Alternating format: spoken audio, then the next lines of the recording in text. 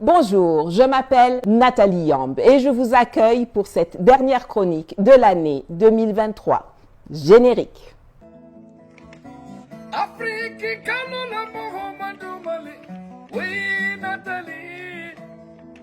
Le Béninois vivant en France, Francis Laloupeau, un journaliste qui a fait toute sa carrière dans les médias français et france-africains, me dédie tout un article publié sur LSI Africa, un média en ligne financé par la France-Afrique. Le monsieur est dans tous ses états, parce que je dis que nous n'avons pas besoin d'élections avant une bonne dizaine d'années dans les pays de l'Alliance des États du Sahel. Il reprend à son compte les descriptifs qui sont faits de moi. Influenceuse débordant de toutes les audaces, activiste sulfureuse, promotrice décomplexée d'un ordre autoritaire. J'ai même droit au qualificatif de néo-panafricaniste, ce qui est très amusant quand on sait que cela fait plus de 25 ans que je suis dans ce combat, que nous avons ressuscité avec mes frères et amis Kémy Séba, Abder Oumarou, Franklin Nyamsi, etc. Je vais donc en profiter pour le répéter ici haut et fort. J'encourage non seulement Assimi Goïta, mais également Abdraman Tiani et Ibrahim Traoré à ne pas organiser d'élections tant que des résidus vendus de la classe politique qui ont servi et servent encore avec zèle les intérêts étrangers sont en activité. Les plus jeunes d'entre vous ne le savent peut-être pas, mais lorsque Jerry John Rawlings a fait un coup d'État le 4 juin 1979 au Ghana, il a rendu rapidement le pouvoir aux civils, 3 mois plus tard, en septembre, pour satisfaire aux pressions de la communauté internationale. Résultat des courses, les gars sont repartis à fond dans la corruption, les détournements, la mauvaise gouvernance. Rawlings a donc refait un autre coup d'État le 31 décembre 1981 et il est resté au pouvoir pendant 19 ans, dont 11 sans élection, en propulsant le Ghana dans la trajectoire du progrès qu'un incapable comme Akufo-Addo est venu saccager en 2 mandats, mais ça, c'est une autre histoire. The President, the Vice President and all ministers and their deputies are dismissed from office. B. Parliament is dissolved.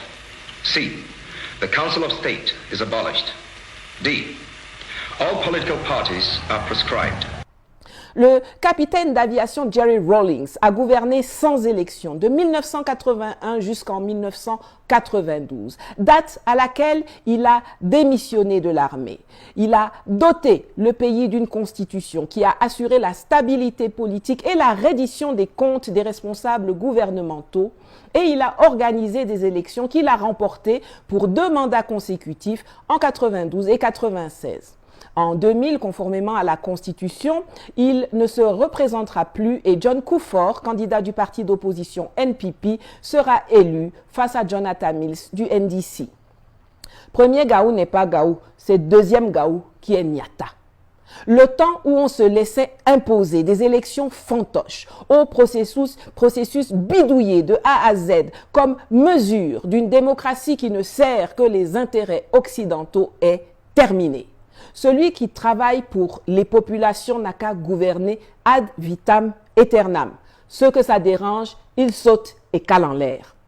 Les transitions militaires, quand elles sont dirigées par des patriotes et non des pantins, sont ce qu'il y a de mieux pour impulser des changements de mentalité et de paradigmes fondamentaux et rétablir l'ordre public. Et ce n'est pas la France ou n'importe quel France-Africain qui peut raconter aux gens que le coup d'État est mauvais. La France s'est construite grâce au coup d'État. Les 2 personnages clés de la France arrivent par coup d'État. Napoléon, coup d'État. De Gaulle, coup d'État. Je rappelle, à toutes fins utiles, que De Gaulle a attendu 7 ans après son putsch de 1958 pour organiser des élections présidentielles démocratiques en 1965. C'est donc une escroquerie sans fin de poser le coup d'État comme un enfer alors que l'on est bien content de jouir soi-même des bénéfices de coup d'État. La France-Afrique que sert Laloupeau est le fruit d'un coup d'État avec De Gaulle et Jacques Foccart. Tout ce que nous, panafricain civil et militaire, nous dénonçons, c'est exactement ce que De Gaulle a dénoncé en son temps. Les Américains, quand ils débarquent en 1944 en Normandie, ont une monnaie toute prête, imprimée aux États-Unis pour la France dans leur valise. De Gaulle dit « niet », il refuse. Les bases militaires américaines en France, De Gaulle dit non et il leur ordonne de plier bagages.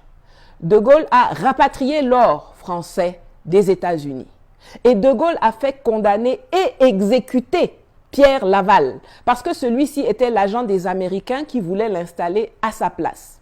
Je rappelle quand même qu'aucun de nos militaires n'a attenté à la vie de ses prédécesseurs ou des agents de l'Occident. Vous ne pouvez pas nous diaboliser et dans le même temps glorifier celui qui a mené le même combat que nous pour la souveraineté de son pays. Quand je milite pour la souveraineté, cela ne concerne pas seulement la gestion de nos ressources, de notre monnaie ou de nos relations internationales. Mais il s'agit aussi d'établir notre souveraineté institutionnelle et de nous débarrasser de ces carcans qu'ils sont venus déposer sur nos têtes en nous instruisant de nous conformer à leurs standards qu'eux-mêmes ne respectent pas là-bas chez eux. De la même façon qu'il existe une croissance appauvrissante en économie, de la même façon il existe une démocratie destructrice en politique. Crier à la démocratie pour arriver au résultat que l'on a vu au Ghana après que Rawlings ait remis le pouvoir aux civils en 1979, ou même au Niger en 1993 ou encore avec la parodie d'élections de 2021, sans être clair sur les objectifs qu'un gouvernement doit poursuivre, c'est faire fallacieusement le jeu de l'Occident et Francis Laloupo est connu pour exceller en la matière.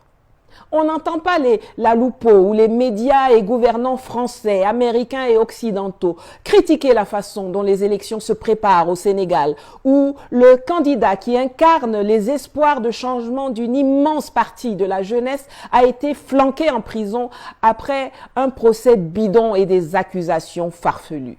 On ne les entend pas critiquer la façon dont le système Biden-Obama est en train de tout faire pour instrumentaliser la justice aux États-Unis afin de se débarrasser du candidat Donald Trump avant l'élection de novembre prochain. Mais c'est seulement quand il s'agit du Sahel, le lieu de toute leur convoitise, qu'ils sont là à jacasser et avec eux leurs perroquets locaux.